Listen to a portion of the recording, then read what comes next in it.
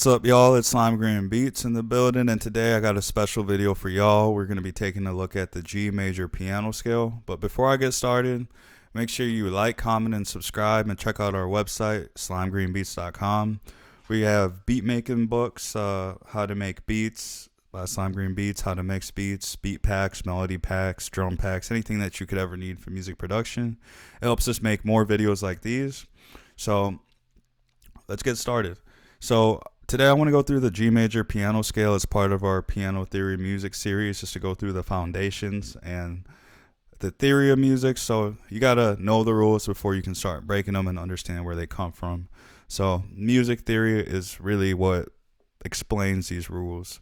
So I got my notes to the right side here and you can follow along with me. So the G major scale is one of the most commonly used scales in music. Again, that's why this is the second video I want to go down. I started off with C major, and now we're going to take a look at G major.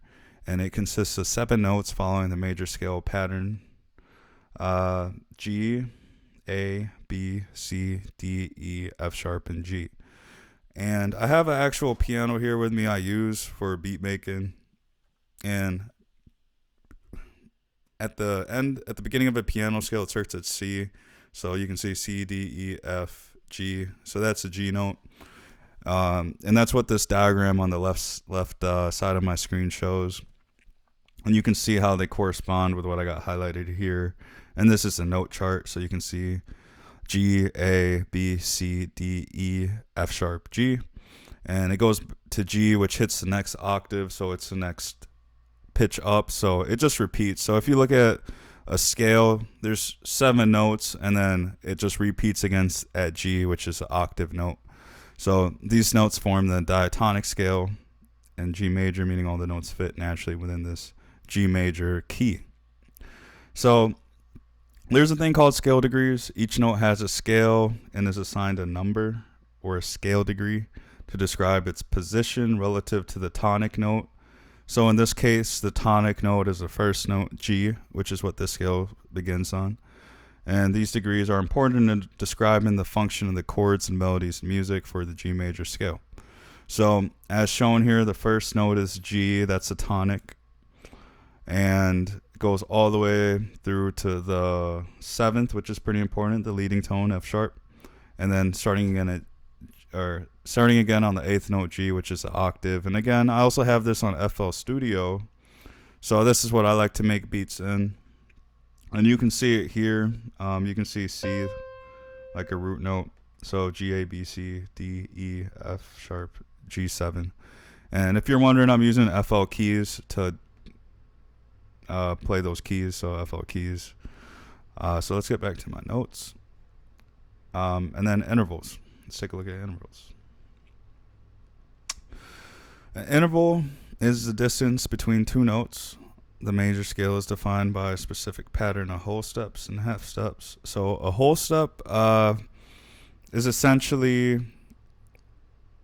skipping a note and then getting to the next step. So if you count a whole note, just say 1, 2. If it takes 2 to get to the note, that's a whole note. So G to A, 1, 2, whole note. A to B, 1, 2, you get to B. B to C, you just got to jump 1, so that's a half note. And you can see through my notes, C to D is a whole step. D to E, whole step. E to F sharp, whole step. And then F sharp to G, that's a half step to get to the whole note octave, or the whole octave. So the chords in G major scale, this is really the application side of when you would be using this. So you can build a triad, which is a 3-note chord. So basically you're pressing 3 notes at the same time on each degree of the scale. And the chords formed in the G major scale are shown below here. I have a little chart here that's really helpful. If you go to piano-keyboard-guide.com, you can find these note charts, and they come really in handy when you're trying to make music or try to get some foundation. And they show all the chords. They show a picture of the piano, and these chords, I have a note here. These chords are known as diatonic chords, meaning they're built using only notes from the G major scale. Really important. The most common chord progressions involve the first tonic, the dominant fifth, and the subdominant fourth. And again, it's related to the scale degrees here. So you can see they use the same note, like dominance, subdominant, fourth. So you can match them up. That's a piano theory part of music. It may not be that important to you, but really what I would take away from this is there's some type of a formula, and these tones all work together, and somebody found them out for us so we don't have to do it over again. So again, it's a really good rule of thumb just to use these. So G major is a really consistent one right here. So GBD.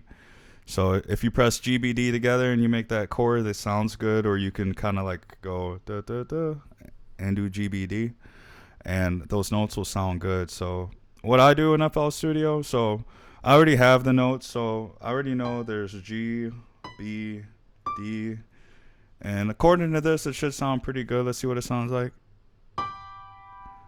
Oh, that sounds great. So I usually just set up like a little highlight pattern, and then I just get used to playing them, or maybe I'll go on my piano and I'll just get used to putting my hands in that position. So they have all of this stuff listed out for you on this chart. So make use of these charts, practice with them, get good with them, and then I would build that repetition, that intuition to know like, okay, these are my G major chords, and then really it'll just become second nature to you. That would be my recommendation. So it's good to know the fundamentals before you start really breaking the rules and experimenting.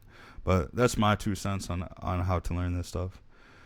So let's go down to the next section, tonic and leading tones. So I have a note, the tonic G is the central note of the scale, often resolving to it from other notes, especially at the end of phrases. The leading tone F sharp is one step below the tonic and creates strong tension that resolves upward to the tonic. And then relative minor, every major scale has a relative minor scale which shares the same notes but starts on a different note. The relative minor of G major is E minor. The notes of E minor are the same as G major but start from E.